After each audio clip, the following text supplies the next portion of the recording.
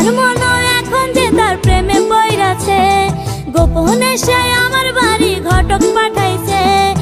আমার মনও এখন যে তার প্রেমে পইরাছে, গোপনে সে আমার বাড়ি ঘটক পাঠাইছে। দুষ্টু একটা ছেলে আমায় পাগল করেছে, সে যে মিষ্টি করে ভালোবাসার পত্র দিয়েছে। দুষ্টু একটা ছেলে আমায় পাগল করেছে, সে যে মিষ্টি করে ভালোবাসার পত্র দিয়েছে।